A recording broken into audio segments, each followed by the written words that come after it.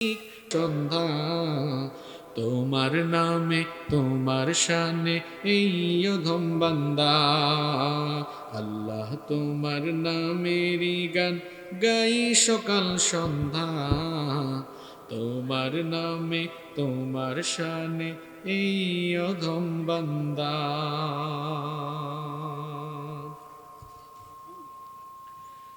বাংলাদেশের ঐতিহ্যবাহী কুমিল্লা জেলার চান্দিনা উপজেলায় অবস্থিত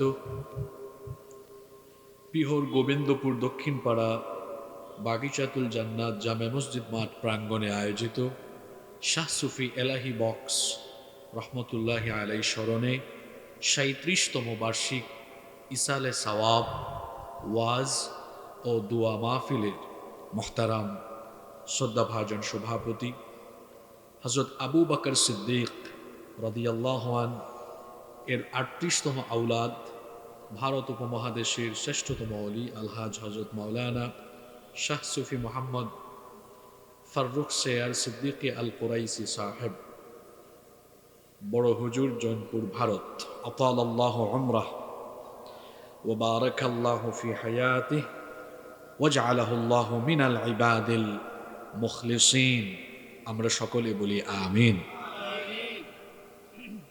আজকের মাহফিলের সম্মানিত সহসভাপতি শাহ সুফি আহমদ সাআদ সিদ্দিকী আল কুরাইশি হাফিজাহুল্লাহু ওয়া রাআহ ওয়া আতালাল্লাহু উমরাহ, প্রধান বক্তা শাজুলিয়া দরবার শরীফের সম্মানিত পীর সাহেব জনাব হযরত মাওলানা আবুল হাসান শাহ মোহাম্মদ রুহুল্লাহ শাজুলি হাফিজাহুল্লাহু ওয়া রাআহ, প্রধান অতিথি প্রখ্যাত আলেমে দ্বীন তাহরিকে খতমে নবুয়ত বাংলাদেশের সম্মানিত আমির আল্লামা মুফতি সৈয়দ ডক্টর মোহাম্মদ এনায়েতুল্লাহ আব্বাসী ওয়া সিদ্দিকী হাফিজাহুল্লাহু ওয়া রাআহ ওয়া আতালাল্লাহু উমরাহ ওয়া তাকাব্বালাল্লাহু জুহুদাহু লিখিদমাতিদ দ্বীন।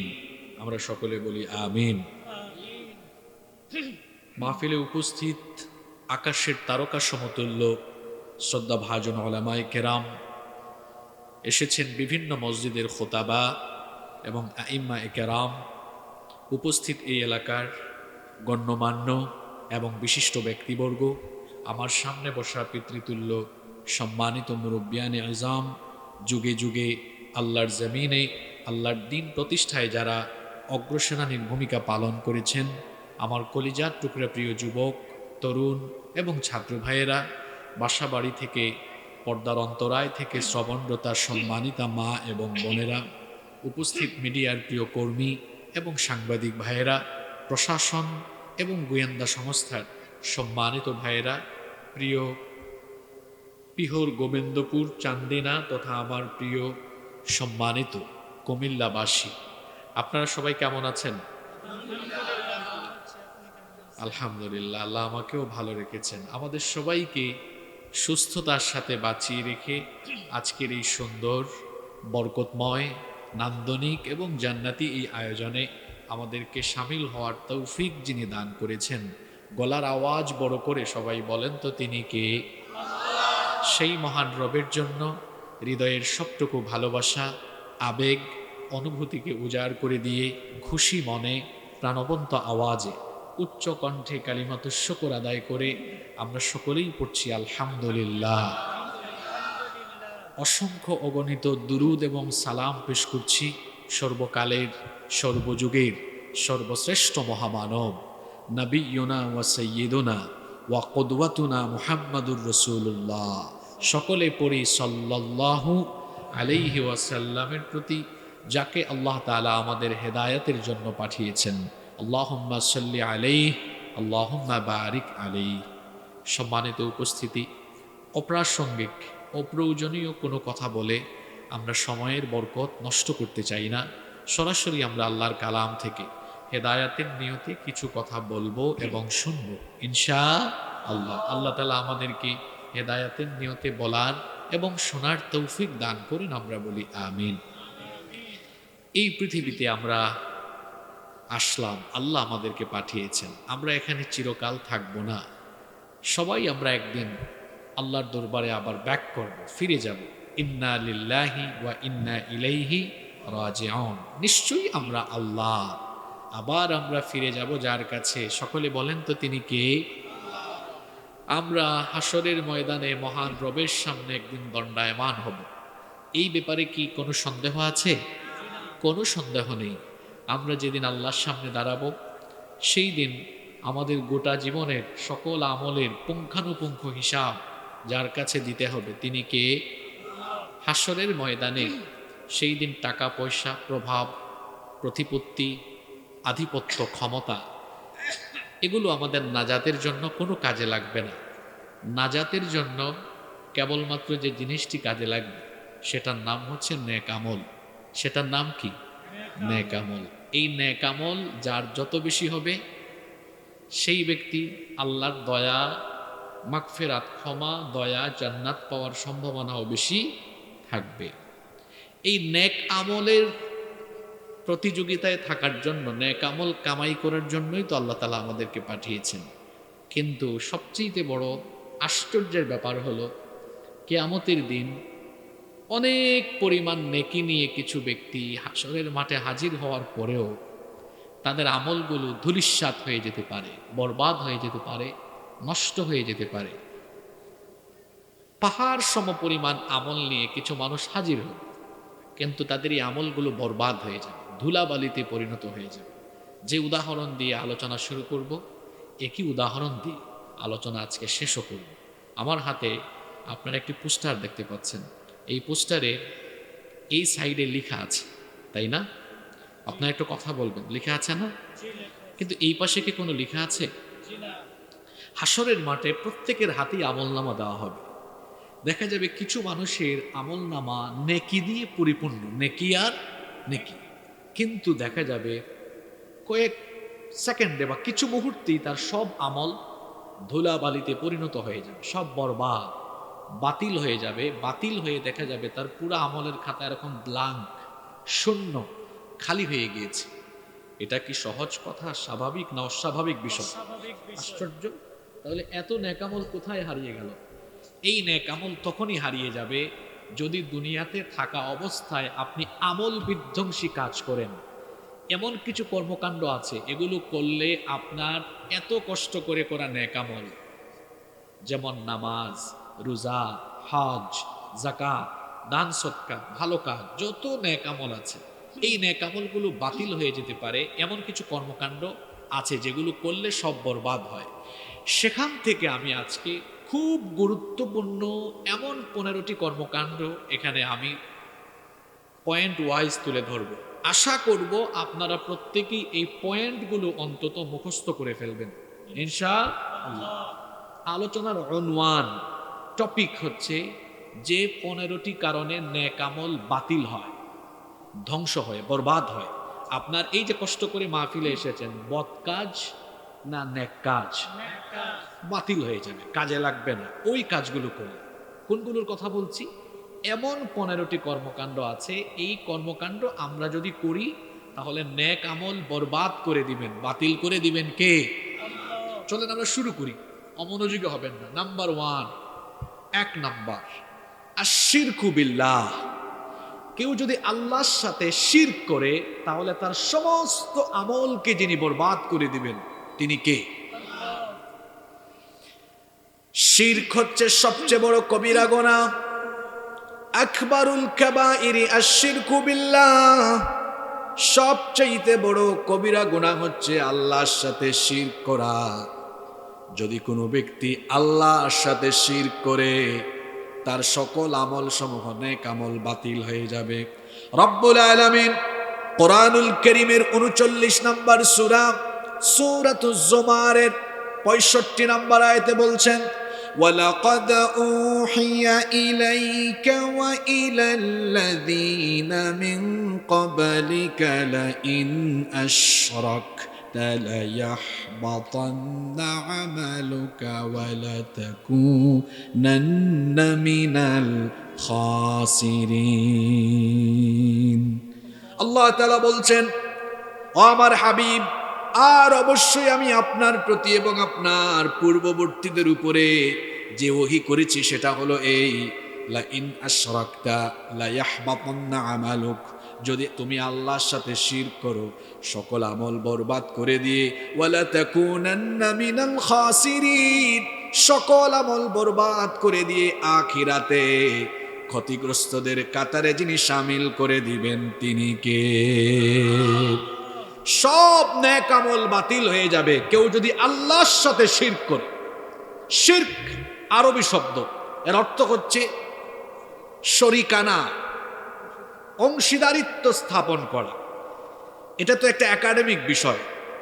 আমাদের দেশে 90% মুসলমান দাবি করা হয়, বলা হয়, কিন্তু দুঃখজনক হলেও সত্য, এই 90-এর মধ্যে কমপক্ষে 85% মানুষের তাওহীদ এবং শিরকের সুস্পষ্ট জ্ঞান নেই। তাওহীদ এবং শিরকের সুস্পষ্ট জ্ঞান না থাকায় তারা অজ্ঞতাবশত অনেক সময় শিরকি কর্মকাণ্ডে শামিল হয়ে যায়। শিরক এটা প্রধানত দুই প্রকার, আশ-শিরকুল আকবার, আশ-শিরকুল আসগর। আবার তাওহীদের বৈপরীত্যের দিক থেকে শিরক আবার তিন প্রকার হয়। আশ-শিরক ফিল ইবাদাহ, আশ-শিরক ফিল আসমাই ওয়াস সিফাত, আশ-শিরক ফির রুবুবিয়্যাহ। শিরক এটি এমন এক জঘন্য গুনাহ, কবিরা গুনার মধ্যে সবচেয়ে বড় গুনার নাম কি? আমার সাথে কথা বলেন, সবচেয়ে বড় কবিরা গুনার নাম কি? এই শিরক অনেক ভাবে হতে পারে। ইবাদতে কেউ যদি আল্লাহর সাথে অন্য কাউকে সমকক্ষ সাব্যস্ত করে, আল্লাহর ইবাদতের সাথে কিংবা আল্লাহর ইবাদতের পাশাপাশি কেউ যদি অন্য কাউকে সত্তা হিসাবে গ্রহণ করে, সে ব্যক্তি আল্লাহর সাথে কি করে? সাজদার, ইবাদতের একমাত্র হকদার কে? কেউ যদি গিয়ে কোনো জীবিত পীর বা মৃত পীর অথবা কোনো মাজারে গিয়ে সাজদা দেয়, তার কি ঈমান থাকবে? আল্লাহর ওলিরা কি আমাদেরকে এই দীক্ষা দিয়েছেন?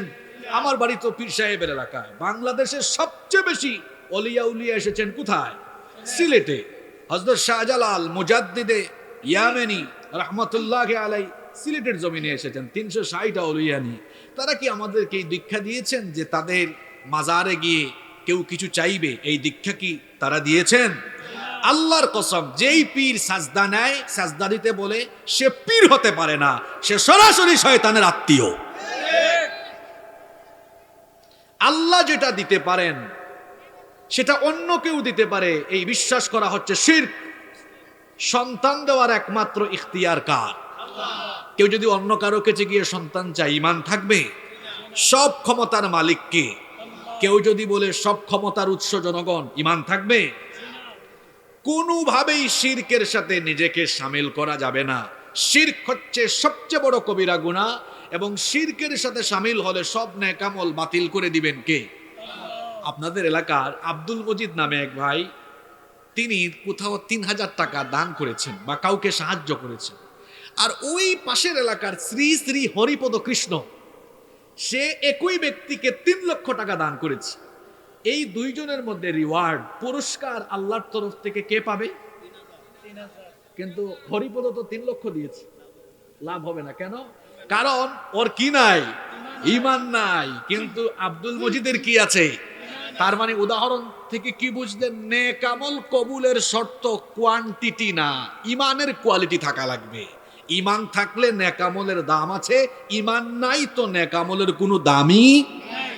তাহলে 1 নম্বর পয়েন্ট সকলের মনে থাকবে তো? জোরে বলেন ইনশাআল্লাহ। আমি সংক্ষেপে বলবো, যেহেতু শেখ আব্বাসী সাহেব কথা বলবেন, আমি পয়েন্টগুলো সংক্ষিপ্ত করে করে বলবো ইনশাআল্লাহ। নাম্বার 2 নম্বর যে কারণে মানুষের নেক আমল বাতিল হয়, কুফর। কুফর শব্দটি আরবি, এর অর্থ হচ্ছে অস্বীকার করা, অবিশ্বাস করা, অমান্য করা, অকৃতজ্ঞ হওয়া, মিথ্যারোপ করা। শিরক এবং কুফরের মধ্যে পার্থক্য কি? শিরক এবং কুফরের মধ্যে পার্থক্য হলো, শিরক এক ধরনের বিশ্বাস আর কুফর হলো অবিশ্বাস। শিরক এক ধরনের বিশ্বাস, কিরকম? আল্লাহর সাথে কেউ আছে, এটা বিশ্বাস করা।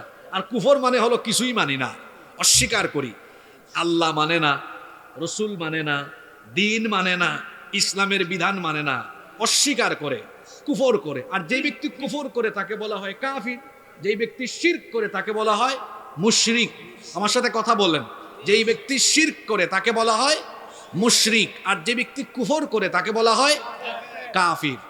কুফরি অনেক ভাবে হতে পারে। কেউ আল্লাহকে গালি দিল, রসুলের শান মান খাটো করলো, রসুলকে গালি দিল, ইসলামকে গালি দিল, ইসলামের মৌলিক বিধান নামাজ অস্বীকার করলো, রোজা অস্বীকার করলো, মদ আল্লাহ হারাম করেছেন সে হারাম মানলো না। এগুলো সব কিসের অন্তর্ভুক্ত? কুফরের অন্তর্ভুক্ত। রসুলের শান মান নিয়ে কটাক্ষ করলো, কি করলো? শিরিক না কুফর? এটা জোরে বলেন, কি করলো? কুফর করলো। যেই ব্যক্তি কুফরে লিপ্ত হবে তার সকল ভালো কাজ, নেক কাজ বাতিল হয়ে যাবে, বরবাদ হয়ে যাবে। কোরআনে কারীমের 5 নাম্বার সূরা সূরাতুল মাইদা এর 5 নাম্বার আয়াতে রব্বুল আলামিন বলছেন, وَمَن يَكْفُرْ بِالْإِيمَانِ فَقَدْ حَبِطَ عَمَلُهُ وَهُوَ فِي الْآخِرَةِ مِنَ الْخَاسِرِينَ। আল্লাহ তাআলা বলছেন, আর যে ব্যক্তি ঈমানকে অস্বীকার করবে, ঈমানকে প্রত্যাখ্যান করবে, ঈমানকে অস্বীকৃতি জানাবে, সেই ব্যক্তির অবশ্যই সব আমল বাতিল করে তাকেও যিনি ক্ষতিগ্রস্তদের কাতারে শামিল করে দিবেন। জোরে বলেন, তিনি কে? খেয়াল করে পয়েন্টগুলো মনে রাখবেন। যে সকল কারণে নেক আমল বাতিল হয়ে যায়, 1 নাম্বার কারণ আমরা জেনেছি। সংক্ষেপে এক শব্দে বলেন তো 1 নাম্বার কারণটা কি? সবাই বলেন 1 নাম্বার কারণটা কি? শিরক। 2 নাম্বার কারণটা কি? কুফর। 3 নাম্বার হচ্ছে মুরতাদ হয়ে যাওয়া, মানে ইসলাম থেকে খারিজ হয়ে যাওয়া, ইসলামে থাকার পরে ইসলাম থেকে বের হয়ে যাওয়া। রব্বুল আলামিন কোরআনুল কারীমের 2 নাম্বার সূরা সূরাতুল বাকারা এর 217 নম্বর আয়াতে বলছেন, ওয়ামান ইয়ারতাদিদ মিনকুম আন দীনিহি ফায়ামুত ওয়া হুয়া কাফিরুন ফাউলাইকা হাবিতাত আমালুহুম ফিদ দুনিয়া ওয়াল আখিরাহ ওয়া উলাইকা আসহাবুন নারি হুম ফিহা খালিদুন। আল্লাহ তাআলা বলছেন, যে ব্যক্তি তার দিন থেকে ফিরে যায় অতঃপর কাফির অবস্থায় মৃত্যুবরণ করে, তার দুনিয়া আখিরাতের সকল আমল বরবাদ করে দেওয়া হবে এবং তাকে চিরস্থায়ীভাবে জাহান্নামের আগুনের স্বাদ যিনি আস্বাদন করাবেন। জোরে বলেন, তিনি কি? মুরতাদের জন্য আরো জঘন্য নির্দেশনা রয়েছে। ইসলামী সরকার যদি থাকে, সরকারের দায়িত্ব হলো মুরতাদকে মৃত্যুদণ্ড নিশ্চিত করা। এমনকি মুরতাদের ব্যাপারে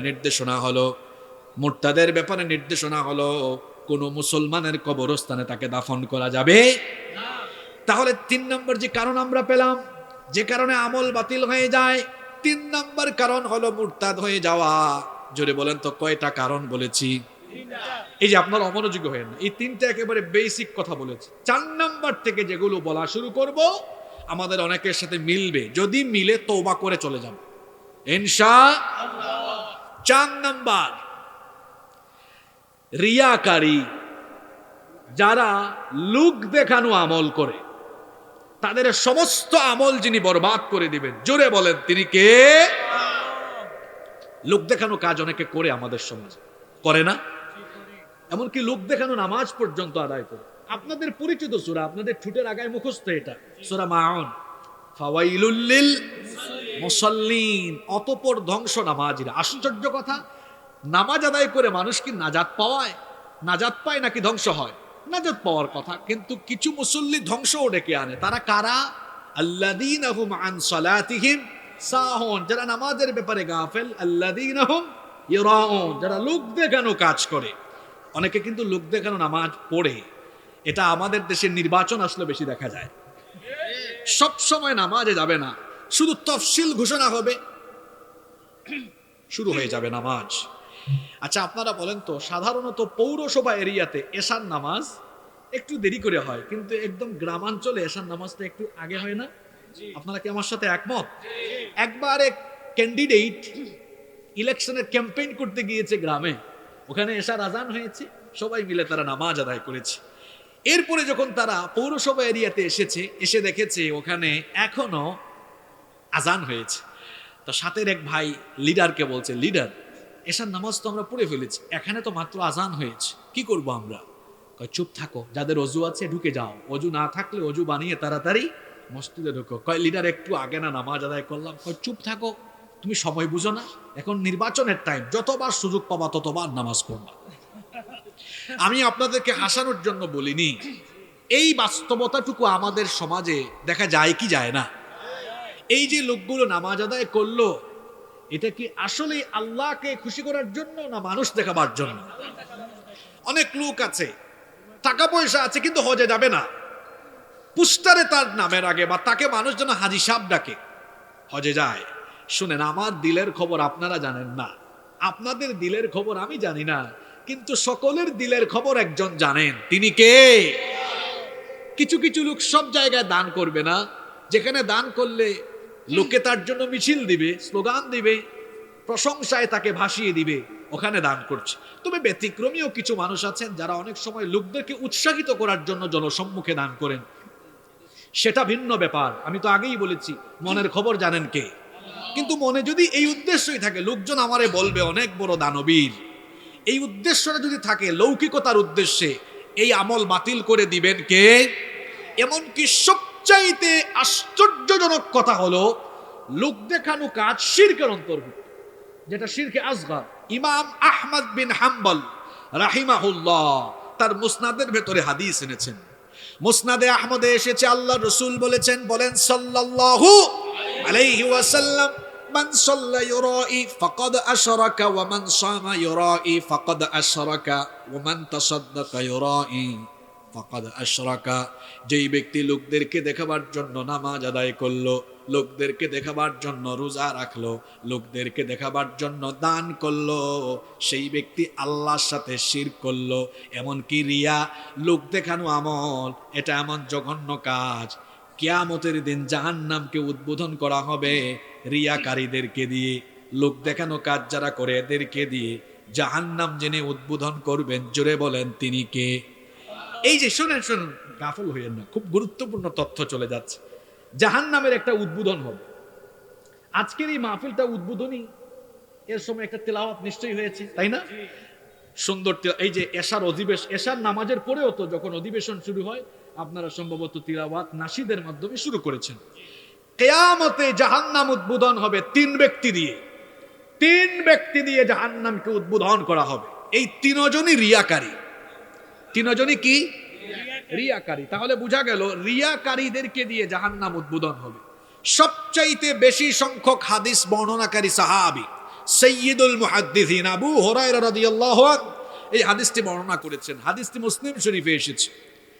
তিন ব্যক্তিকে দিয়ে জাহান্নাম উদ্বোধন করা হবে। ইন্না আউওয়ালান নাসি ইউকদা ইয়াউমাল কিয়ামাতি আলাইহি, নিশ্চয়ই প্রথমে যেই ব্যক্তিকে জাহান্নামে উপস্থিত করা হবে, রাজুলুন উস্তুশহিদা, শহীদকে দিয়ে।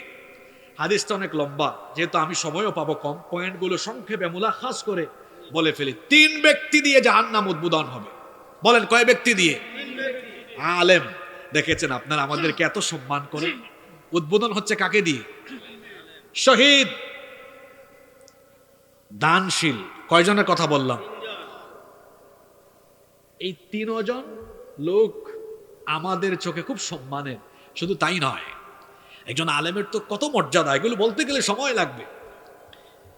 আলেম কোন আলেম? যে আলেম লোকে তারে বড় আলেম বলবে, এই উদ্দেশ্যে কোরআন সুন্নাহর জ্ঞান অর্জন করেছে। তার মনে যদি এইটা থাকে, লোকজন আমাকে বিরাট বড় আলেম, বিরাট বড় মুফতি, বিরাট বড় আল্লামা ভাববে। আমি বললাম তো, আমার মনের খবর আপনারা জানেন না, জানেন কি? সব আল্লাহ জানেন। আমার মনে যদি এই উদ্দেশ্য থাকে, চান্দিরার মানুষ, দেশের মানুষ আমাকে বিরাট বড় মুফতি, বক্তা, আলেম ভাববে, সব বরবাদ হয়ে যাবে। আমার কিচ্ছু কাজে লাগবে না, বরং আমাকে দিয়ে জাহান্নাম উদ্বোধন করা হবে। দুই শহীদের কথা বলছি, অথচ হাদিসে এসেছে শহীদদেরকে বিনা হিসাবে, বিনা বিচারে জান্নাত দেওয়া হয়। আল্লাহু আকবার। কিন্তু আরেক শ্রেণীর শহীদ আছে যাদেরকে দিয়ে জাহান্নাম উদ্বোধন হবে। এরা কারা? যারা লড়াই করেছে, লোকজন যেন তাকে বলে বিরাট বড় বীর বাহাদুর যোদ্ধা। তিন, দানশীল। ওই দানশীল যেই ব্যক্তি মনে করে আমি দান করলে মানুষ আমাকে ভাবা দিবে, লোক দেখানো দান যারা করত, এদেরকে দিয়েও জাহান্নাম উদ্বোধন করবেন কে? তাহলে আমরা মূল কথায় ফিরে যাই। 4 নম্বর পয়েন্ট বলছিলাম রিয়াকারী, মানে লোক দেখানো কাজ করলে এদের গোটা জীবনের সমস্ত নেক আমলকে বরবাদ করে দিবেন কে? ইয়া রব, তুমি আমাদেরকে এই রিয়া থেকে হেফাজত করো, আমাদের প্রত্যেককে হেদায়াত দান করো। নাম্বার 5 দেখেন, বলতে বলতে 4টা পয়েন্ট চলে গেল, একটু রিভিশন করি আসেন তো। 1,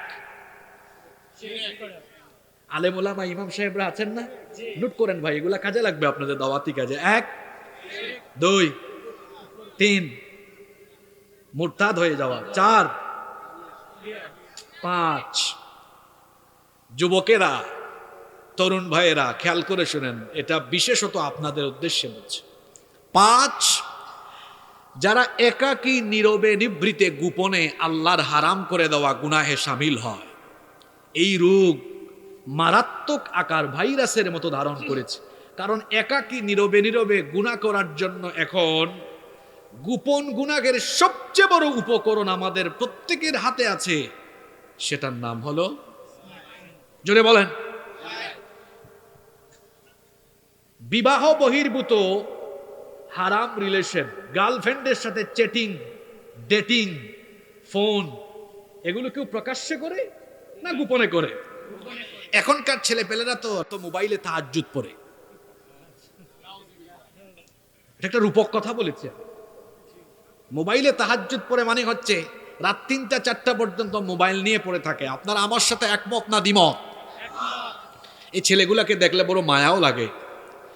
এক একটা ছেলের বয়স 17, 18, 19, 20, 21 বছর। এই বয়সে চেহারায় লাবণ্য, স্মার্টনেস থাকার কথা, তারুণ্য, যৌবনের উদ্দীপনার বহিঃপ্রকাশ হওয়ার কথা, কিন্তু না ঘুমাতে ঘুমাতে দেখেন তার 20-30টা চুল পেকে গিয়েছে। গালের 2 পাশের মাংস, গোশত, হাড্ডির চিপার ভিতরে ঢুকে গেছে। এমনি মাইগ্রেনের সমস্যা শুরু হয়েছে, না ঘুমাতে ঘুমাতে চোখের নিচে কালি পড়ে গিয়েছে, চোখগুলো হাড্ডির ভেতরে ঢুকে যাচ্ছে। দিনের বেলা যখন হাঁটে মনে হয় বাতাসের সাথে পড়ে যাবে। আশ্চর্য কথা, এই তরুণ আর যুবক বয়সে তার মধ্যে যৌবনের উন্মাদনা থাকার কথা, কোথায় এগুলো হারিয়ে গেল? কারণ সে প্রতিনিয়ত রাত 3টা 4টা পর্যন্ত জেগে জেগে মোবাইল আর ইন্টারনেটের অপব্যবহার করে, গুগল শরীফ, ইউটিউব শরীফ, সোশ্যাল মিডিয়া শরীফ ব্যবহার করে করে সে জিনা ব্যভিচারের সাগরে ডুব দিয়ে তার ক্যারিয়ার, তার যৌবন, জীবন নষ্ট করে নিজেকে জাহান্নামের পথে পরিচালিত করছে। এখান থেকে ব্যাক করতে হবে, ফিরে আসতে হবে। শুনেন, খুব মজা করে রাতের বেলা যে দরজা বন্ধ করে দিয়ে গুগলে, ইউটিউবে ঢুকে আজে বাজে ভিডিও দেখেন, পর্নোগ্রাফিতে আসক্ত হয়ে যান, আর যে মেয়েদের সাথে কথাবার্তা বলা শুরু করে দেন। এই হাদিসটা শোনেন, এই হাদিসটা শোনেন, এই একটা হাদিস হয়তোবা আপনার এই পাপের পথ থেকে ফিরে আসার জন্য যথেষ্ট হয়ে যেতে পারে ইনশাআল্লাহ। ইবনে মাজাহ শরীফে হাদিস এসেছে, সাউবান রাদিয়াল্লাহু আনহু হাদিসের বর্ণনাকারী সাহাবী, তিনি বলছেন রাসূল কারীম, আমরা মহব্বতে বলি সাল্লাল্লাহু আলাইহি ওয়াসাল্লাম বলেছেন, লা আ'লামান্না আকওয়ামান মিন উম্মতি ইয়াতুনা ইয়াওমাল কিয়ামাতি বিহাসানাতিন আমসালি জিবালি তিহামাতাম বিদা। আল্লাহর নবী বলেছেন, কিয়ামতের দিন কিছু মানুষ আরবের তিহামা অঞ্চলে শুভ্র পর্বতমালা সমান নেক আমল নিয়ে হাজির হবে। আপনাদের কুমিল্লায় তো লালমাইয়ের দিকে কিছু পাহাড় আছে, আর আমি তো নিজেই পাহাড়ি এলাকার সন্তান, অনেক পাহাড় আমার এলাকায় আছে। ছোটকাল থেকে পাহাড় দেখতে দেখতে বড় হয়েছি, এক একটা পাহাড় কত বিশাল। হাদিসে আল্লাহর নবী বলছেন, কিয়ামতের দিন কিছু মানুষ পাহাড় সমপরিমাণ নেক আমল নিয়ে হাজির হবে। কিন্তু আশ্চর্যের ব্যাপার হলো, ফায়াজআলুহা আল্লাহু আযজা ওয়া জাল্লা হাবাআম মানসুরা, অতঃপর আল্লাহ তাআলা তাদের পাহাড় সমপরিমাণ নেক আমলকে ধুলাবালিতে পরিণত করে দিবেন, এগুলো আল্লাহ বাতিল করে দিবেন। এই কথা শুনে সাউবান রাদিয়াল্লাহু আনহু নবীজিকে জিজ্ঞেস করলেন, ইয়া রাসূলুল্লাহ, আমরা বলি সাল্লাল্লাহু আলাইহি ওয়াসাল্লাম, সিফহুম লানা জাল্লিহিম লানা আল্লা নাকুনা মিনহুম ওয়া নাহনু লা না'লাম। ওগো আল্লাহর নবী, কাদের কথা বলছেন? তাদের বিষয়টি তো আমরা জানি না, তাদেরকে আমরা চিনি না। আপনি তাদের গুণাবলী আপনি তাদের পরিচয় বৈশিষ্ট্য আমাদের সামনে তুলে ধরেন, যাতে আমরা নিজেরা সতর্ক হয়ে যাই, যাতে আমরা নিজেরা ওই অবস্থার সম্মুখীন না হই। নবীজিকে তারা জিজ্ঞেস করলেন, নবী গো বলেন তারা কারা, কোন ব্যক্তি যাদের আমলগুলোকে কিয়ামতের দিন পাহাড় সম পরিমাণ আমলকে ধুলাবালিতে পরিণত করে দেওয়া হবে। আল্লাহর নবী তখন জবাবে বললেন, আমা ইন্নাহুম ইখওয়ানুকুম ওয়া মিন জিলদাতিকুম ওয়া ইয়াখুযুনা মিনাল লাইলি কামা তাখুযুন ওয়ালাকিন্নাহুম আকওয়ামুন ইযা খালাউ বিমাহারিমিল্লাহ ইনতাহাকুহা। আল্লাহর নবী বললেন, শোনো, এরা তোমাদেরই কিছু ভাই, তোমাদেরই গোত্রীয় বংশীয়, বা তোমাদের সাথেই চলাফেরা করে, তোমাদের সাথে ইবাদত বন্দেগীতে শামিল হয়, এমনকি শেষ রাতে তাহাজ্জুদে সাজদাও দেয়, তোমাদের সাথে ইবাদত বন্দেগী করে। কিন্তু এরা যখন একা একা নীরবে নিবৃতে চলে যায়, নীরবে নিবৃতে আল্লাহর হারাম করে দেওয়া গুনাহগুলোতে তারা শামিল হয়ে যায়। অনেক যুবকেরা আসে মাহফিলে, গার্লফ্রেন্ডকে বলে আসে, ওগো শুনছো, 2 ঘন্টা ওয়াজ শুনবো, পরে নখ দিব। 2 ঘন্টা তো নেকামল করেছে, ওয়াজে আসা, মাহফিলে আসা, এটা কি ভালো কাজ নয়? নিঃসন্দেহে ভালো কাজ, এত ভালো কাজ। আপনারা যে এখানে এসেছেন, প্রতিটা কদমে কদমে ফেরেশতারা আপনাদের পায়ের তলায় নূরের কার্পেট বিছিয়ে দিয়েছে। সুবহানাল্লাহ। যতক্ষণ এখানে বসবেন ফেরেশতারা আপনাদের জন্য দোয়া করবে, কারণ আপনারা আল্লাহর স্পেশাল মেহমান হয়ে গেছেন। সুবহানাল্লাহ। এই মাহফিলে আসতে পারা সৌভাগ্যের ব্যাপার, নসিবের ব্যাপার। আমরা যে আসতে পারলাম, আল্লাহর শুকরিয়া আদায় করার দরকার আছে না? তাহলে মহব্বতে বলেন আলহামদুলিল্লাহ। এত ভালো কাজ, এই ভালো কাজের সওয়াব আছে না? কিন্তু আল্লাহ এটা আমলনামা থেকে কেটে দিবেন, বাদ, বাতিল। কখন? ওই যে আবার একা হয়ে গেলে আমি নীরবে যদি কি করি, গুনাহ করি, আল্লাহর হারামে লিপ্ত হয়ে যায়, তাহলে বোঝা গেল আমার সারা জীবনের কষ্টের নেকামল বাতিল হয়ে যেতে পারে, বরবাদ হয়ে যেতে পারে, যদি আমি নীরবে নিবৃতে একা একা হারামে লিপ্ত হয়ে যাই। ও রব, তুমি আমাদেরকে প্রকাশ্যে গোপনে সর্বাবস্থায় তুমি আমাদেরকে গুনাহ থেকে বাঁচার তৌফিক দাও এবং তাকওয়া দিয়ে আমাদের অন্তরটাকে পরিপূর্ণ করে দাও। কষ্ট হচ্ছে আপনাদের? নাম্বার 6 নাম্বার যে কারণে নেকামল বাতিল হয়, রাসূলে পাক সাল্লাল্লাহু আলাইহি ওয়াসাল্লামের গলার আওয়াজের চেয়ে যদি কারো গলার আওয়াজ বড় হয়ে যায়, তার জীবনের সমস্ত নেকামল বাতিল করে দিবেন কে? রাসূলে পাকের গলার আওয়াজের চেয়ে যাদের গলার আওয়াজ বড় হয়, এরা উঁচু স্তরের বেয়াদব, এরা বেয়াদব। রাসূলের ইশক, মহব্বত, রাসূলের প্রতি আদব এদের ভেতরে নাই। এই যে আপনারা যেভাবে বসে আছেন, একবার রাসূলে পাক সাল্লাল্লাহু আলাইহি ওয়াসাল্লাম, বলেন না সাল্লাল্লাহু আলাইহি ওয়াসাল্লামের সামনে কিছু সাহাবীরা বসে আছেন। কথা বলতে বলতে বলতে বলতে একটা সময়ে কয়েকজন সাহাবীর গলার আওয়াজ রাসূলে পাক সাল্লাল্লাহু আলাইহি ওয়াসাল্লামের গলার আওয়াজের চেয়ে বড় হয়ে গেল। এতটুকুন আল্লাহ তাআলা বরদাশত করলেন না। সঙ্গে সঙ্গে রব্বুল আলামিন কোরআনুল কারীমের 49 নম্বর সূরা সূরাতুল হুজুরাতের 2 নম্বর আয়াত আল্লাহ নাজিল করে দিলেন। যারা পারেন সওয়াবের নিয়তে আমার সাথে আয়াতটা পড়েন। ইয়া আইয়ুহাল্লাযীনা আমানু লা তারফাউ আসওয়াতাকুম ফাওকা সাওতিন নাবিয়্যি ওয়া লা তাজহারু লাহু বিল কওলি কাজাহরি বা'দিকুম লিবা'দিন আন তাহবাতা আ'মালুকুম ওয়া আনতুম লা তাশউরুন। আল্লাহ তাআলা বলছেন, ইয়া আইয়ুহাল্লাযীনা আমানু, হে ঈমানদারেরা, লা তারফাউ আসওয়াতাকুম ফাওকা সাওতিন নবী, তোমরা তোমাদের গলার আওয়াজ নবীর গলার আওয়াজের চেয়ে বড় করো না। ওয়ালা তাজহারু লাহু বিল কওলি কাজাহরি বা'দিকুম লিবা'দ, তোমরা পরস্পর পরস্পরের সাথে একজন আরেকজনের সাথে যেভাবে কথা বলো, উচ্চস্বরে কথা বলো, এভাবে আমার নবীর সাথে উচ্চস্বরে কথা বলো না। যদি তোমরা এমনটা করো তাহলে কি হবে শোনো, আন তাহবাতা আ'মালুকুম ওয়া আনতুম লা তাশউরুন, মনের অজান্তেই তোমাদের সকল নেক আমল বরবাদ হয়ে যাবে। বাতিল হয়ে যাবে। কান লাগান, মনোযোগ সহকারে এই আয়াতের তাফসীরটা শুনেন। এই আয়াত যখন নাজিল হলো, একজন সাহাবী নাম হচ্ছে সাবিত ইবনে কাইস রাদিয়াল্লাহু আনহু, এই আয়াত নাজিল হওয়ার পরে দৌড়ে দৌড়ে বাড়িতে গেলেন। বাড়িতে গিয়ে তিনি দরজা বন্ধ করে চিৎকার দিয়ে বলতে লাগলেন, সাবিত জাহান্নামী হয়ে গিয়েছে, সাবিত জাহান্নামী হয়ে গিয়েছে, সাবিত জাহান্নামী হয়ে গিয়েছে। এরকম চিৎকার চেঁচামেচি শুনে লোকেরা এসে বলল, সাবিত এমন কথা তুমি কেন বলছো? তিনি তখন বললেন, ভাইরা, রসুলে পাক সাল্লাল্লাহু আলাইহি ওয়াসাল্লামের উপরে এমন একখানা আয়াত নাজিল হয়েছে যেখানে বলা হয়েছে রসুলে পাকের গলার আওয়াজের চেয়ে গলার আওয়াজ বড় হয়ে গেলে আমল বাতিল হয়ে যাবে। কিন্তু আমি তো স্বভাবজাত এমন মানুষ, আমি কথা বললে এটা জুড়ে শোনা যায়, আমি আস্তে কথা বলতেই পারি না।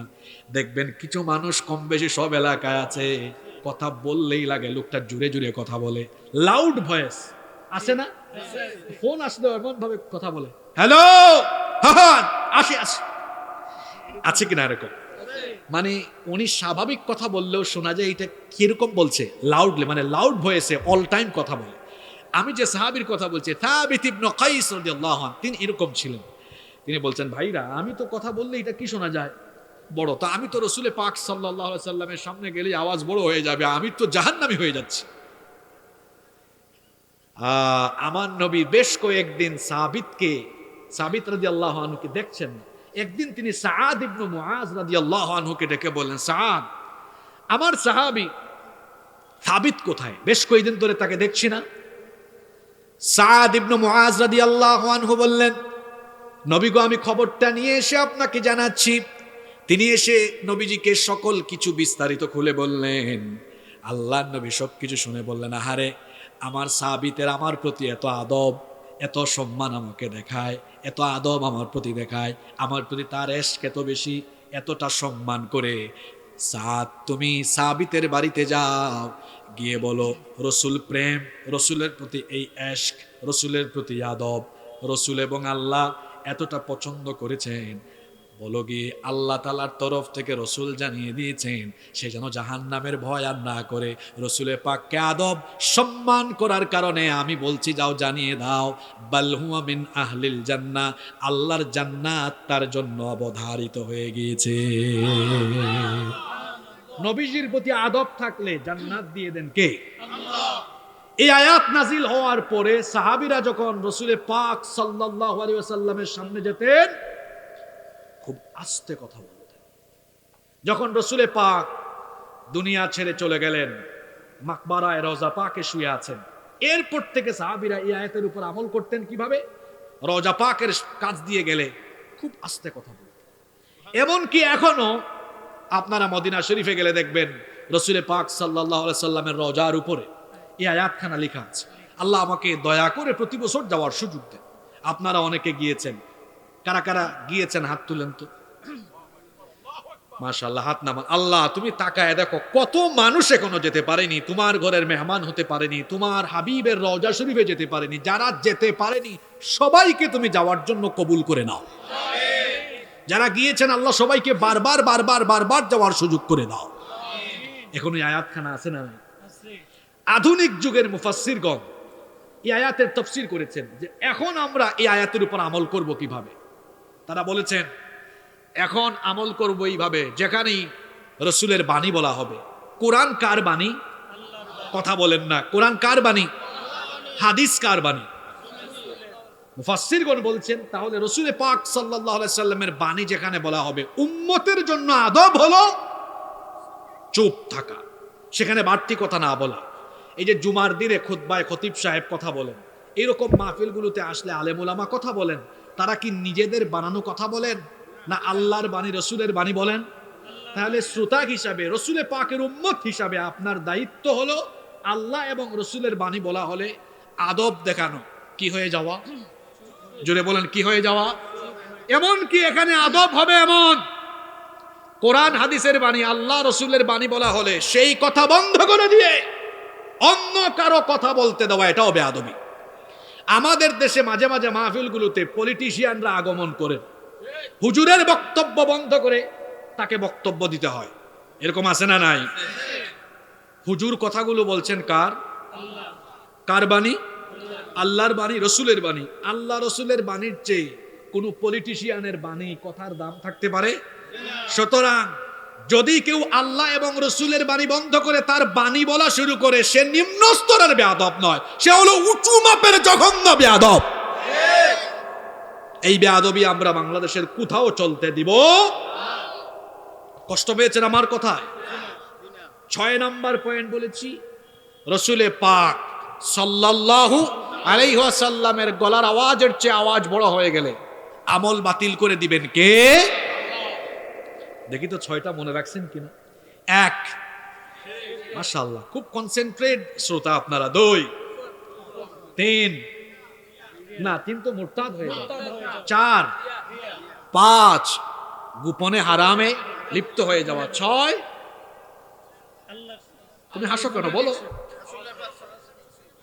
আল্লাহ রসুলের গলার আওয়াজের চেয়ে আওয়াজ।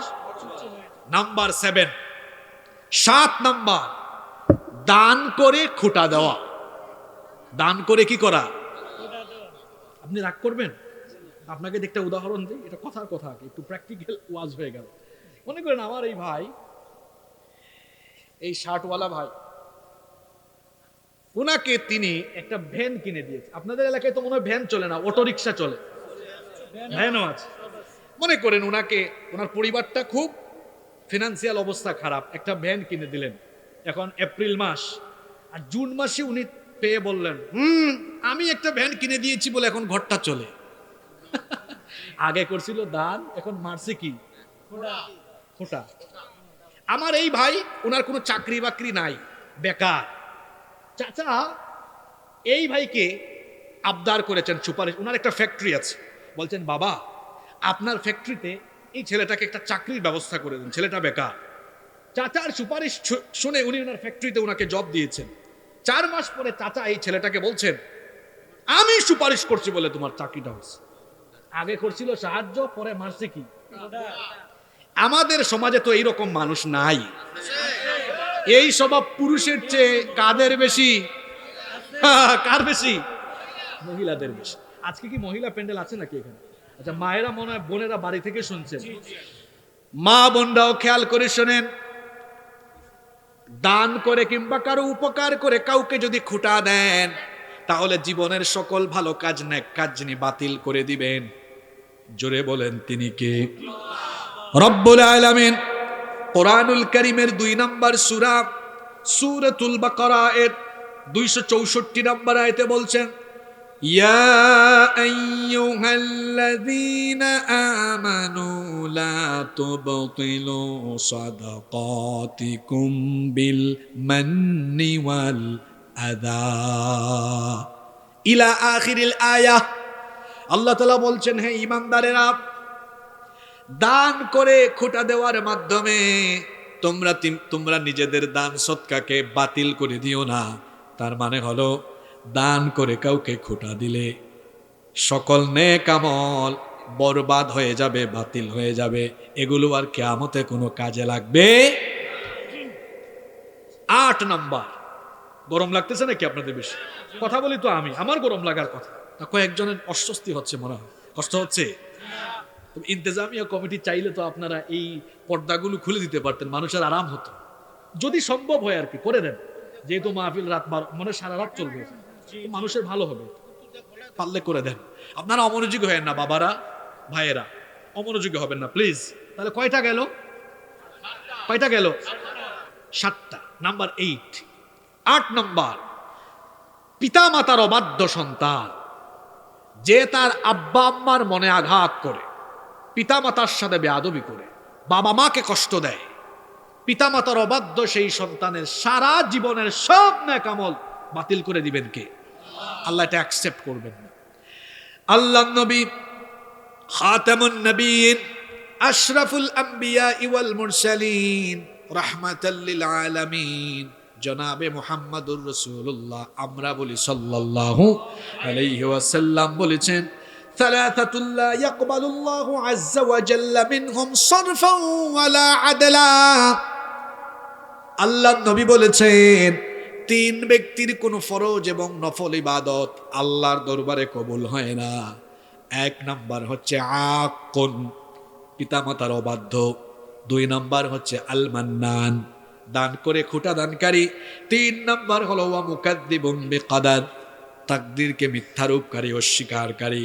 এই তিন শ্রেণীর মধ্যে এক নাম্বার হলো যে পিতামাতার অবাধ্য, যেই ব্যক্তি তার আব্বা আম্মাকে কষ্ট দেয়, আব্বা আম্মার সাথে বেয়াদবি করে, পিতামাতার অবাধ্য সেই বেয়াদব সন্তানের নেক আমল যিনি বরবাদ করে দিবেন তিনি কে? ভাইরা, যাদের আব্বা আম্মা আছে, নিয়ামত, জীবনের সবচেয়ে বড় নিয়ামত আপনার কাছে আছে। আপনার পিতামাতা আপনার জন্য জান্নাত।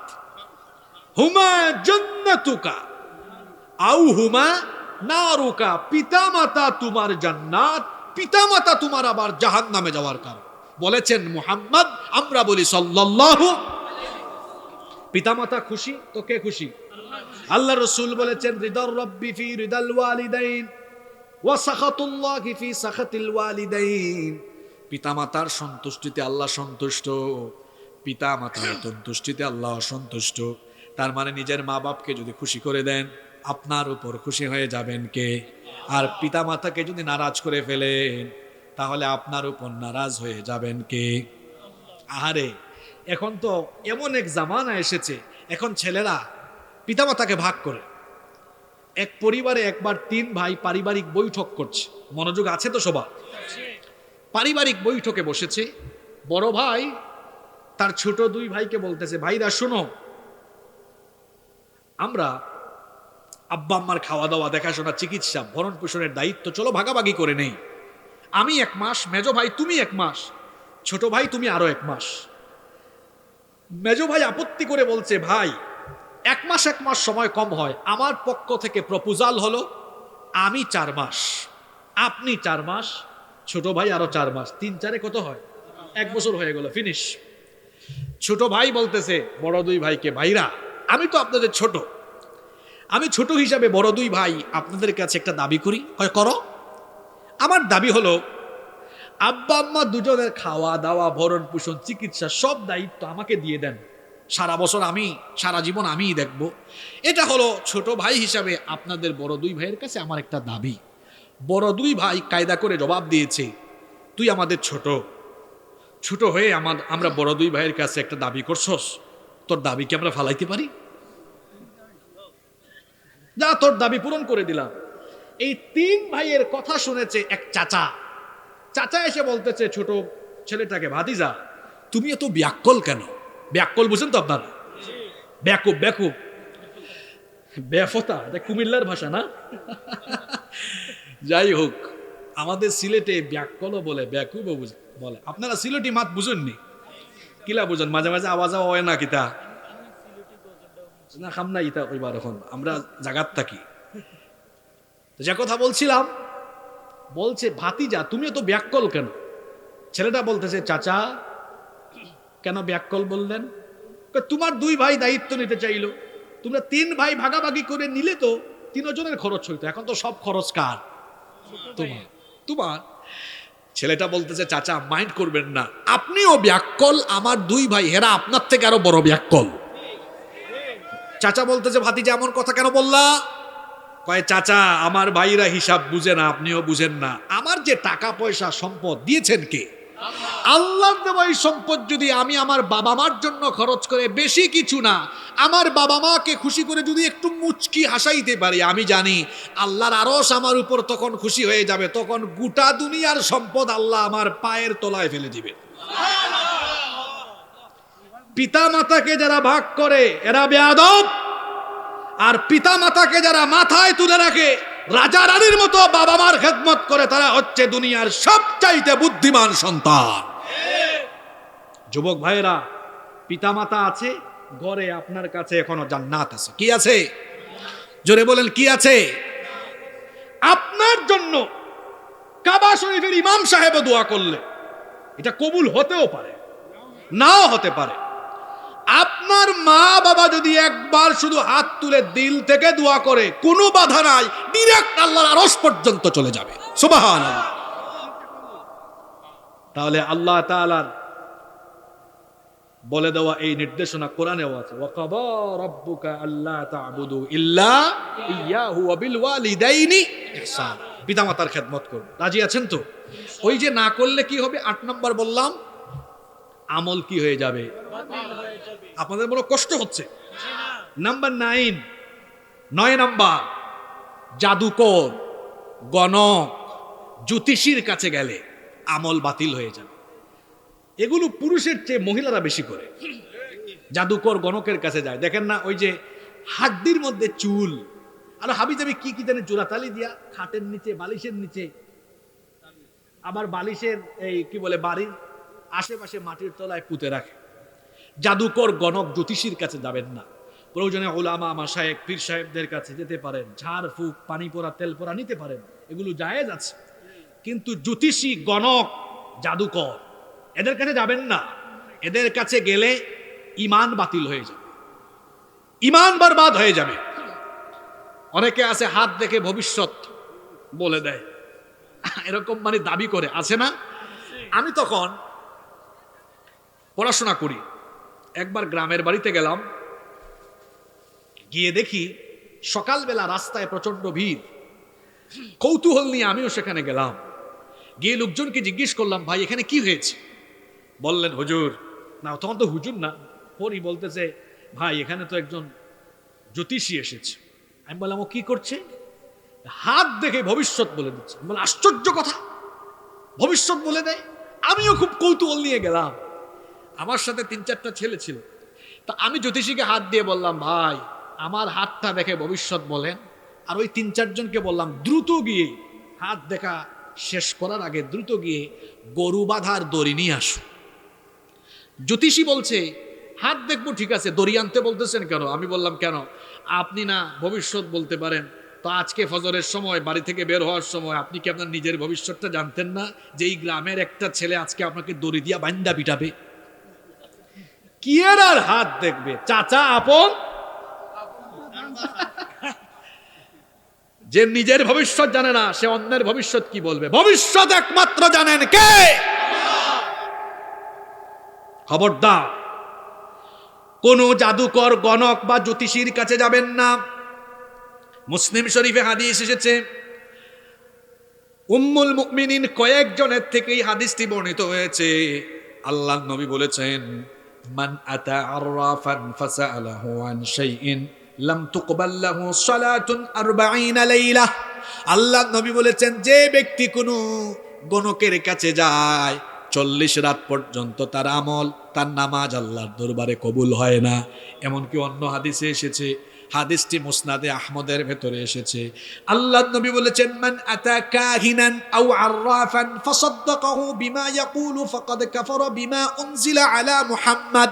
আমরা বলি সাল্লাল্লাহু আলাইহি ওয়াসাল্লাম, নবীজি বলেছেন, যে ব্যক্তি কোনো গণকের কাছে, জ্যোতিষীর কাছে যায়, তার বলা কথাগুলো সে যদি বিশ্বাস করে, তাহলে সে মুহাম্মদ সাল্লাল্লাহু আলাইহি ওয়াসাল্লামের উপরে নাজিল হওয়া বিধানের সাথে কুফরি করল। এটা কুফর। জোরে বলেন, এটা কি? আজকে একটু ওয়াদা করেন তো, কোন জাদুকর, জ্যোতিষী, গণকের কাছে যাব? জোরে বলেন, যাবেন? মহিলাদেরকেও সতর্ক করবে। জাদুটুনা, বান মারা, এগুলো অনেকে করে, কুফর এগুলো, এগুলোর ধারে কাছে আমরা যাব না ইনশাআল্লাহ। 10, যে আমলে, যে কারণে নেক আমল কি হয়? বাতিল হয়। 10, মাদকের সাথে সম্পৃক্ত থাকবে। আমি কিন্তু মাদক সেবনের কথা বলিনি, শব্দটা কি বলেছি? হ্যাঁ, কি বলেছি? সম্পৃক্ত। অর্থাৎ মাদক গ্রহণ করে না, সেবন করে না, কিন্তু সম্পৃক্ত থাকে, ওই ব্যক্তিরও নেক আমল কি হবে? যেমন অনেকে আছে মাদক খায় না, সেবন করে না, কিন্তু না না খালি বিক্রি না, পাসিং করে, পাসিং বোঝেন তো, পাস করে দেয়।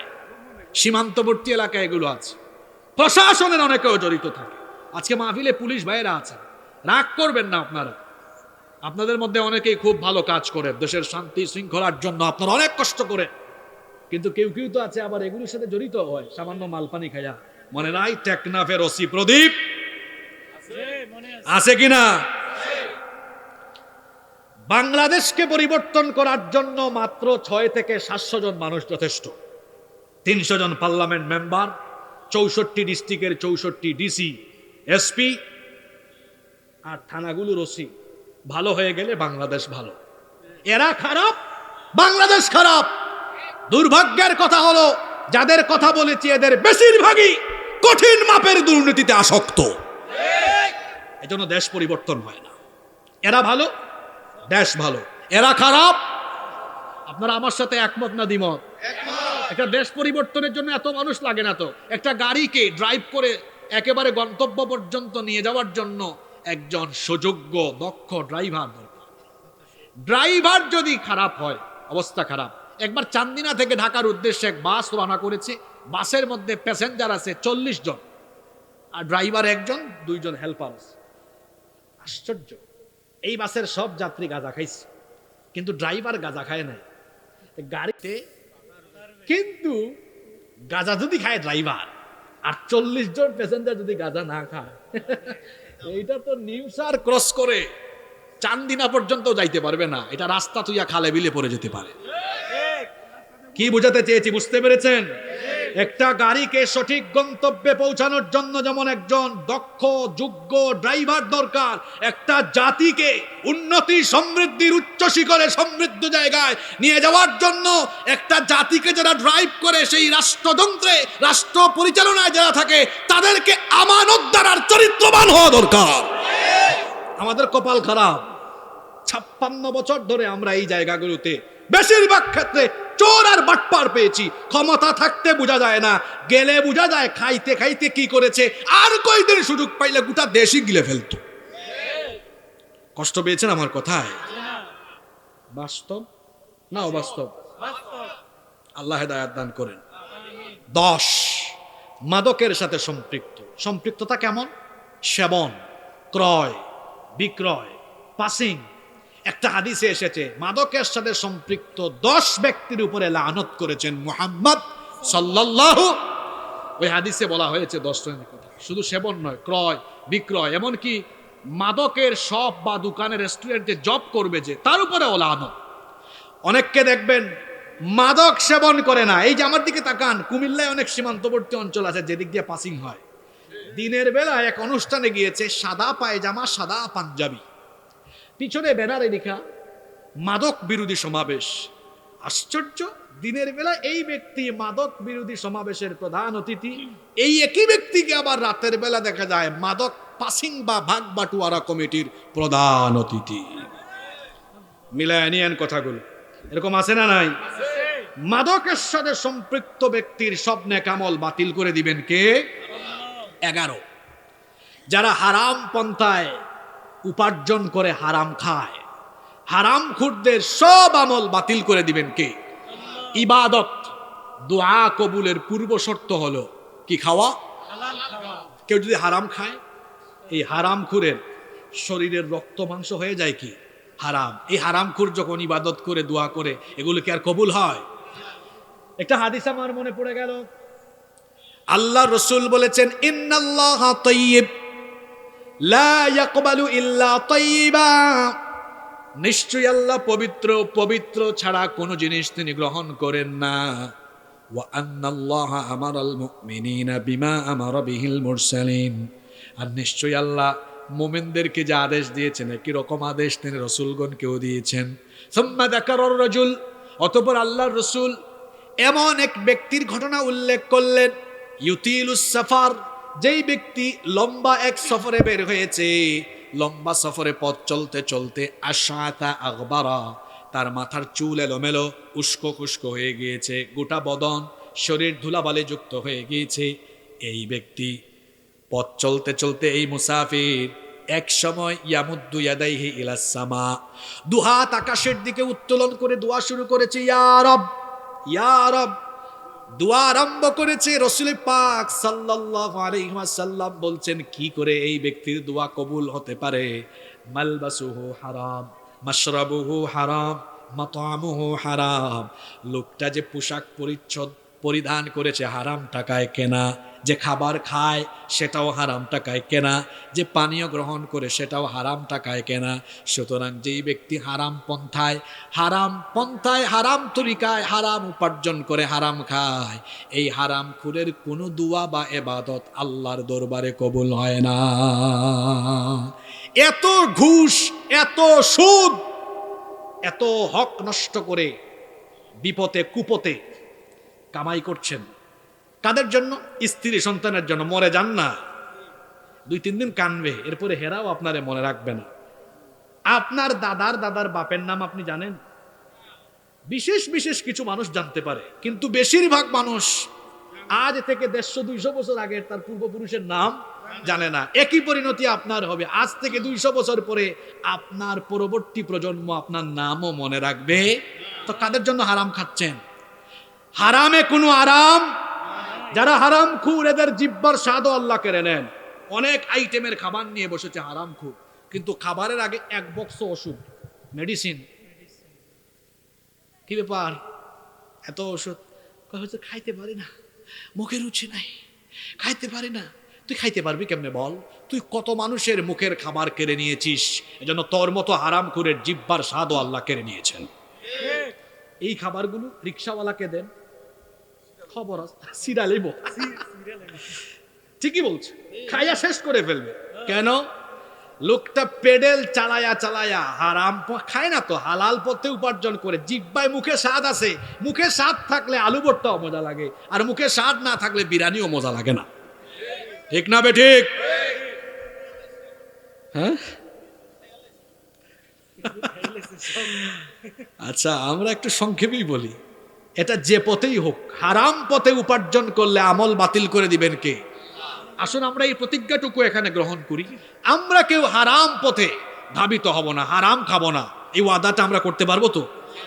আল্লাহ যতদিন বাঁচাবা আমাদেরকে হালাল পন্থায় উপার্জন করে আমাদেরকে সুস্থতা, শুকরগুজারি আর ইবাদত বন্দেগীর জীবন তুমি আমাদেরকে দান করে দাও। 12, যে কারণে আমল বাতিল হয়ে যায়, আত্মীয়তার সম্পর্ক ছিন্নকারী ব্যক্তির আমল বরবাদ হয়। আল্লাহর নবী বলেছেন, হাদিসটি মুসনাদে আহমদে বর্ণিত হয়েছে। আবু হুরায়রা রাদিয়াল্লাহু আনহু হাদিসের বর্ণনাকারী সাহাবী, তিনি বলছেন রাসূল করিম, আমরা বলি সাল্লাল্লাহু আলাইহি ওয়াসাল্লাম বলেছেন, ইন্না আ'মালা বানি আদম তু'রাদু কুল্লা খামিসিল লাইলাতাল জুমআতি ফালা ইউকবালু আমালু কাতি'ir রাহিম। আল্লাহর নবী বলেছেন, প্রত্যেক বৃহস্পতিবার দিবাগত রাত, এই যে আজকের রাত অর্থাৎ যেটা জুমার রাত, এই রাতে বান্দার আমলনামা আল্লাহর সামনে পেশ করা হয়। এই দিন আল্লাহ অনেককেই মাফ করেন, কিন্তু আত্মীয়তার সম্পর্ক ছিন্নকারীকে আল্লাহ ক্ষমা করেন না। আপনার বাপের দিক, মায়ের দিক, 2 দিকের যত আত্মীয় স্বজন আছে যোগাযোগ রাখবেন। অনেকে আছে শহরে, বিশেষ করে যারা বসবাস করে, বছরের পর বছর তার আত্মীয় স্বজনের খোঁজ খবর নেয় না। এরকম মানুষ আছে না নাই? অন্তত কিছুদিন পর পর ফোন করেন, ঈদে বাড়িতে আসলে সবার সাথে দেখা করেন, বরকত পাবেন। একটু গিফট নিয়ে যান সামর্থ্য থাকলে। তাহাদু তাহাব্বু, হাদিয়া দাও, ভালোবাসা বাড়িয়ে দিবেন কে? গিফট করবেন, দেখা সাক্ষাৎ করবেন, সালাম বিনিময় করবেন, আত্মীয় স্বজনদের সাথে সুসম্পর্ক রাখবেন। অনেক ব্যক্তি আছে আত্মীয় স্বজনের সাথে যোগাযোগ রাখেন, এরকম আছে, কিন্তু এটা করবেন না। আত্মীয়তার সম্পর্ক ছিন্নকারী লোককে আল্লাহ বেহেশত জান্নাত দিবেন। কষ্ট হয়ে যাচ্ছে নাকি আপনার? কয়টা গেল? আর 3টা আছে, তাই না? 13 নম্বর, হিংসুক। যার অন্তরে হিংসা আছে, হিংসুকের সমস্ত নেক আমল বরবাদ করে দিবেন কে? হিংসা কিন্তু একটা মারাত্মক ব্যাধি, এত মারাত্মক রোগ, এটা ক্যান্সারের চেয়ে মারাত্মক রোগ। বলবেন হুজুর এটা আবার কেমন কথা কইলেন? ক্যান্সারের চেয়ে মারাত্মক কেন? কারণ হলো ক্যান্সারে আক্রান্ত হয়ে কোনো ব্যক্তি যদি মারা যায়, সেই ব্যক্তি জাহান্নামে যাবে। কোরআন বা হাদিসে এমন কোনো কথা আছে নাকি? কিন্তু হিংসার রোগে কেউ যদি আক্রান্ত হয়, এটা এমন রোগ ভাই, শোনেন, আল্লাহর নবী বলেছেন, আবু দাউদ শরীফের হাদিস, আল্লাহর নবী বলেছেন, ইয়াকুম ওয়াল হাসাদ, হিংসার ব্যাপারে তোমরা সাবধান হও, নিজেকে হিংসা থেকে বাঁচিয়ে রাখো। ফাইন্নাল হাসাদা ইয়াকুলুল হাসানাতি কামা তাকুলুন নারুল হাতাব।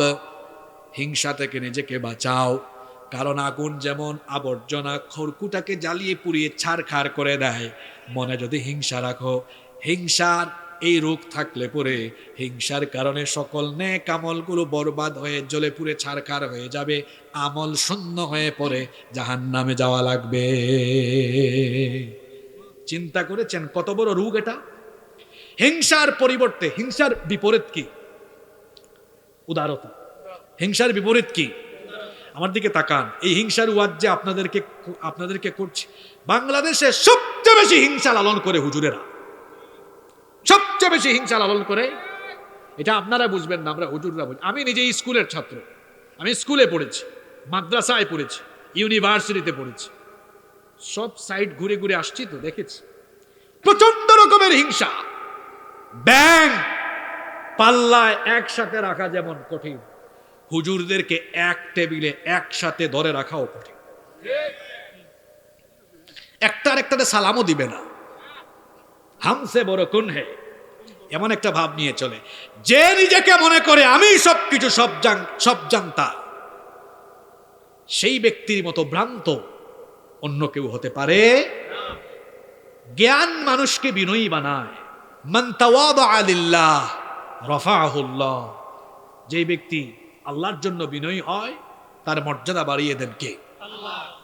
বিনয় এটা মুমিনের স্বভাব। ওয়া ইবাদুর রহমানিল্লাযীনা ইয়ামশুনা আলাল আরদি হাওনা। রহমানের বান্দারা কিভাবে চলে জমিনে? ভদ্রভাবে, নম্রভাবে চলে, অহংকার করে না তারা। হিংসা করবেন না। হিংসার রূপটা এমন, পাশের বাড়ির এক লোক আমার চেয়ে আগায় গিয়েছে, সহকর্মী সহপাঠী এগিয়ে গিয়েছে, জলে পুরে ছারখার হয়ে যায়। মহিলাদের ক্ষেত্রে এটা আছে। বিপরীত কাজটা করবেন, কারোর জন্য হিংসা না করে দোয়া করবেন। ভাই সাহেব দেখবেন আপনার সাথে পড়ালেখা করেছে সহপাঠী, আপনি একটু এগিয়ে গেছেন, তারা কি হিংসাটা করে। এটা না করে বিপরীতটা করেন। কিরকম দেখেন, মনে করেন আপনার সহপাঠী উনি এগিয়ে গিয়েছেন, বিপরীতটা করেন, ভাই আল্লাহ আপনার জীবনে আরো বরকত দান করুন। হিংসা করলাম না দোয়া করলাম? লস হয়েছে নাকি? হাদিসে এসেছে, যেই ব্যক্তি তার কোনো মুসলমান ভাইয়ের জন্য দোয়া করে, ফেরেশতা তার জন্য আল্লাহর কাছে দোয়া করে। আমি যদি আমার ভাইটার জন্য দোয়া করি, আল্লাহ তুমি উনার জীবনে বরকত দান করো, ফেরেশতা তখন বলে, আল্লাহ আপনার নাম কি? হাসান। সুন্দর নাম, হাসান মানেই তো উত্তর। ফেরেশতা তখন বলে, আল্লাহ হাসান উনার জীবনে বরকত দিয়েন। পরে হাসিবুর রহমানের মনে যে হিংসা নাই, দোয়াটা করলো, আপনি বরকত হাসিবুর রহমানকে দেন আগে, হাসান সাহেবকে দিয়েন পরে। সুবহানাল্লাহ কি পড়তে ইচ্ছে করলো না? তাহলে আপনারা এখন থেকে অন্যের প্রতি হিংসা লালন করবেন না দোয়া করবেন?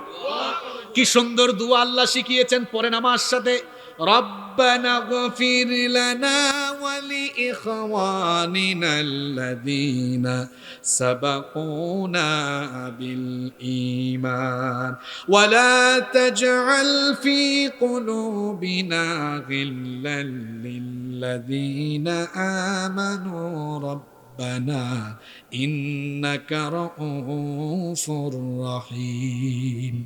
এত সুন্দর দোয়া আমার রব শিখিয়েছেন। হে রব, তুমি আমাদেরকে এবং ঈমানের ক্ষেত্রে অগ্রণী আমাদের ভাইদেরকে মাফ করে দাও। ওয়ালা তাজআল ফি কুলুবিনা গিল্লাল লিল্লাযীনা আমানু, এবং আমাদের ঈমানদার ভাইদের ব্যাপারে আমাদের অন্তরে কোনো বক্রতা, কোনো হিংসা রাখবেন না, বরং আল্লাহর দরবারে সবসময় দোয়া করবেন, আল্লাহ আমাদের মধ্যে ঈমানের সম্পর্ক, হৃদ্যতার সম্পর্ক বাড়িয়ে দাও। কারণ হিংসার বিপরীতে যদি আমরা পরস্পরের সাথে ভ্রাতৃত্বের সম্পর্ক, হৃদ্যতার সম্পর্ক লালন করতে পারি, আমাদের জীবনকে দুনিয়া আখিরাতে যিনি বরকতময় করে দিবেন তিনি কে?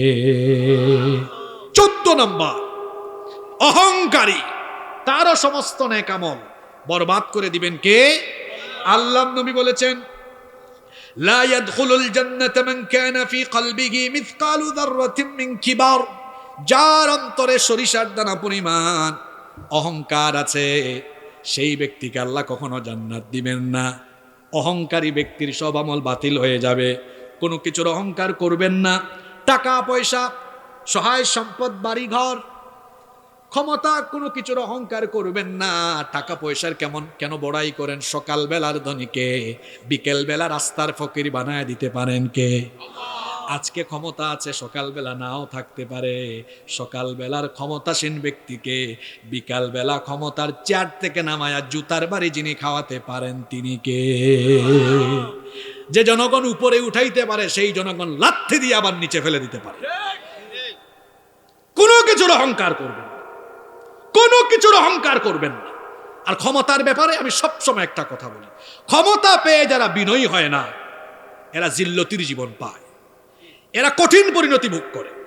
আজকেও যারা আছেন সে যে দলেরই হোক, আমি সব দলের লোককে বলবো কখনো ক্ষমতায় গিয়ে অহংকার করবেন না। যে জনগণ উঠাইছে লাথি দিয়ে ওই জনগণ আমার নামাই দিতে পারবে। অহংকার করা যাবে না। আল্লাহ অহংকার থেকে আমাদেরকে বাঁচাও। আরো আসতে বলে না আমিন। 15 এবং সর্বশেষ পয়েন্টটা বলার আগে একটু সবক নিয়ে নিই। যেসব কারণে নেক আমল বাতিল হয় একটু সহযোগিতা করেন, বলেন তো। 1 নাম্বার শিরক, 2 নাম্বার কুফর, 3 নাম্বার মুরতাদ, 4 নাম্বার রিয়া, 5 নাম্বার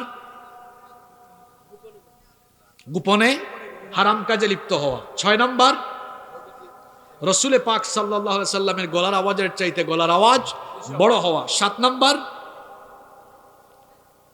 দান করে, 8 নাম্বার পিতামাতার, 9 নাম্বার জাদুকর জ্যোতিষী গণকের কাছে, 10 নাম্বার মাদকের সাথে, 11 নাম্বার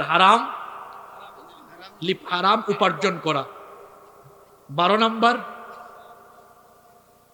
ভুলে গেলেন হিংসা না, 12 নাম্বার আত্মীয়তার সম্পর্ক ছিন্ন করে, 13 নাম্বার হিংসা, 14 নাম্বার অহংকার, 15 এবং সর্বশেষ পয়েন্ট হলো একটা হাদিস ঘটনা বলে শেষ করব। বলছিলাম না পুস্টার দিয়ে শুরু, পুস্টার দিয়ে শেষ। আচ্ছা, উনি আসতে আসতে আমার আলোচনাও শেষ হবে। নিমসার তো খুব কাছে, প্রধান অতিথি চলে এসেছেন কাছাকাছি। মুসলিম শরীফের হাদিস, সবচাইতে বেশি সংখ্যক হাদিস বর্ণনাকারী সাহাবী সাইয়্যিদুল মুহাদ্দিসিন আবু হুরায়রা রাদিয়াল্লাহু আনহু, হাদিসের বর্ণনাকারী সাহাবী। তিনি বলছেন একদিন আল্লাহ রাসূল সাহাবীদেরকে জিজ্ঞেস করছেন, আতাদরুনা মাল মুফলিস, তোমরা কি জানো আমার উম্মতের সবচাইতে দেউলিয়া অসহায় নিঃস্ব ব্যক্তিটি কে? প্রশ্ন শুনতেছেন আপনারা? দেউলিয়া মানে এই যে নিমসারে অনেকের দোকান আছে না, পুঁজি খাটাইলো, ব্যবসা বাণিজ্য সব হারায়া পুঁজি শুদ্ধ হারায় ফেলছে, তখন আমরা কি বলি? লোকটা কি হয়ে গিয়েছে? সর্বহারা, দেউলিয়া হয়ে গিয়েছে। আল্লাহ রসুল বললেন, সাহাবীরা বলো তো আমার উম্মতের মধ্যে সবচেয়ে দেউলিয়া অসহায় নিঃস্ব ব্যক্তিটিকে? সাহাবীরা বললেন, ইন্নাল মুফলিসা ফিনা মাল্লা দিরহাম লাহু ওয়ালা মাতা, নিশ্চয়ই আমাদের মধ্যে সবচেয়ে দেউলিয়া অসহায় নিঃস্ব সেই ব্যক্তি যার কোনো দিরহাম নাই, ফুলুস টাকা নাই, পয়সা নাই, বাড়ি নাই, ঘর নাই, সেই ব্যক্তি হলো আমাদের মধ্যে সবচেয়ে নিঃস্ব এবং অসহায়। আল্লাহ রসুল বললেন, না, উত্তর সঠিক হয়নি, উত্তর সঠিক হয়নি। সাহাবীরা বললেন, তাহলে আপনিই বলে দেন কে আমাদের উম্মতের সবচেয়ে বড় অসহায়? আল্লাহ রসুল বললেন, ইন্নাল মুফলিসা ফি উম্মতি মান ইয়াতি ইয়াউমাল কিয়ামাতি বিসালাতিন ওয়া সিয়ামিন ওয়া যাকাতিন, নিশ্চয়ই আমার উম্মতের সবচাইতে দেউলিয়া অসহায় হচ্ছে সেই ব্যক্তি যে সালাত, সিয়াম, যাকাত এরকম বহু নেক আমল নিয়ে হাজির হবে, কিন্তু মানুষের হক বিনষ্টকারী কাজ করার কারণে তার নেক আমল বাতিল হয়ে বরবাদ হয়ে আমল শূন্য হয়ে জাহান্নামী হবে যেই ব্যক্তি, আমার উম্মতের সবচেয়ে অসহায় হলো সেই ব্যক্তি। এবার আমার দিকে তাকান, এই সাইডে লেখা আছে না, কিয়ামতের দিন হাতে হাতে আমলনামা দিবেন কে? কোন ব্যক্তি হাতে আমলনামা নিয়ে দেখেছে? আমলনামায় সুবহানাল্লাহ নেকি, আর সে তো আমলনামা পেয়ে মনে করবে আলহামদুলিল্লাহ আমি জান্নাতি। আল্লাহ বলবেন, দাঁড়াও, তোমার সাথে কিছু মানুষের হিসেব নিকেশ বাকি আছে। তোমার বংশ বড় ছিল, এলাকায় মাতব্বরি করে করে আইল ঠেলাইয়া মানুষের জায়গায় তোমার আইলে ঢুকে আছে। এরকম মানুষ নাই তো আমাদের সমাজে? অমুক জায়গায় মানুষের বাড়িঘর দখল করেছ, মিথ্যা মামলা দিয়েছ, ক্ষমতা ছিল মিথ্যা ফাঁসি দিয়ে দিয়েছ, তারপরে অমুক এর দোকানে গিয়ে চাঁদাবাজি করেছ, শুধু তাই নয়, একটু ক্ষমতা ছিল লুটপাট রাহাজানি করেছ, ইচ্ছে মতো জনগণের সম্পদ ভোগ করেছো, আল্লাহর হক না এগুলো বান্দার হক? জোরে বলেন কার হক? আল্লাহ এই ক্ষতিগ্রস্ত লোকগুলোকে ডেকে বলবেন, আচ্ছা এই যে লোকটা তোমাদের এত ক্ষতি করলো, তোমাদের হক নষ্ট করলো, আজকে তোমরা তার কাছে ক্ষতিপূরণ হিসেবে কি চাও? কিয়ামতের দিন কি কেউ ক্ষতিপূরণ, টাকা পয়সা এগুলো চাইবে? বাঁচার জন্য দরকার কি হবে? নেক আমল। এই ক্ষতিগ্রস্ত লোকেরা বলবে, আল্লাহ দেখেন তার আমল নামায় নেকি আছে কিনা, থাকলে ক্ষতিপূরণ হিসাবে নেকি ট্রান্সফার করে দেন। আল্লাহ তখন ওই ব্যক্তির নিজের কষ্ট করে করা নেক আমলগুলো এবার ক্ষতিগ্রস্তদেরকে তাদের চাওয়া অনুযায়ী দেওয়া আরম্ভ করবেন। দিতে দিতে দিতে দিতে দিতে দিতে আমলের খাতা শেষ, কিন্তু পাওনাদারের লাইন এখনো বাকি। কিয়ামতের দিন মানুষের হক বিনষ্টকারী লোক, হক নষ্ট করার কারণে ক্ষতিগ্রস্তদেরকে নিজের আমল দিয়ে দিয়ে অবশেষে আমল শূন্য হয়ে জাহান্নামী হবে যেই ব্যক্তি, রাসূল বলেছেন আমার উম্মতের সবচাইতে দেউলিয়া, অসহায়, নিঃস্ব হলো সেই ব্যক্তি। আমরা কি কিয়ামতের দিন সেরকম দেউলিয়া হতে চাই? জোরে বলতে হবে চাই। এখন থেকে মানুষের হকের ব্যাপারে সাবধান হয়ে যান। হাক্কুল ইবাদ, হাক্কুন নাস, বান্দার হক বা মানুষের হক এত গুরুত্বপূর্ণ একটা বিষয় যেটা আল্লাহ তাআলাও ক্ষমা করেন না। বান্দার হক বান্দার সাথে সম্পৃক্ত। হাক্কুল্লাহ, কেউ যদি আল্লাহর হক নষ্ট করে, আল্লাহ চাইলে তাকে ক্ষমা করে দিতেও পারেন, এটা আল্লাহর ইচ্ছা। কিন্তু বান্দার হক নষ্ট করে আল্লাহর কাছে ক্ষমা চাইলে আল্লাহ তাকে মাফ করেন না ততক্ষণ, বান্দার হক বান্দাকে ফিরিয়ে দিবে না যতক্ষণ, কিংবা বান্দার কাছ থেকে নিয়ে মাফ আদায় করে নিবে না যতক্ষণ। খেয়াল করে শুনুন, তওবা কবুলের শর্ত হলো 5টা। জোরে বলেন কয়টা? 1, নিজে গুনাহগার এটার স্বীকৃতি দেওয়া। 2, গুনাহের জন্য লজ্জিত হওয়া। 3, গুনাহের জন্য আল্লাহর দরবারে মাফ চাওয়া। 4, এই গুনাহ আর সেকেন্ড টাইম করবে না, আল্লাহর সাথে ওয়াদা করা। 5, মানুষের হক, বান্দার হক যদি নষ্ট করে বান্দার হক বান্দাকে ফিরিয়ে দেওয়া, নইলে ফিরিয়ে দেওয়ার সামর্থ্য না থাকলে বান্দার কাছ থেকে মাফ আদায় করে নেওয়া। তাহলে বোঝা গেল বান্দার হক নষ্ট করলে কিয়ামতের দিন আমল বরবাদ, বাতিল করে দিবেন কে? আমল বিধ্বংসী। টোটাল এই 15টা কারণ বলেছি, এই 15টা কারণে নেক আমল বাতিল হয়ে যায়। সুতরাং আমাদের কারো মধ্যে যেন এই 15টি কাজের ছিটাফুটা না থাকে।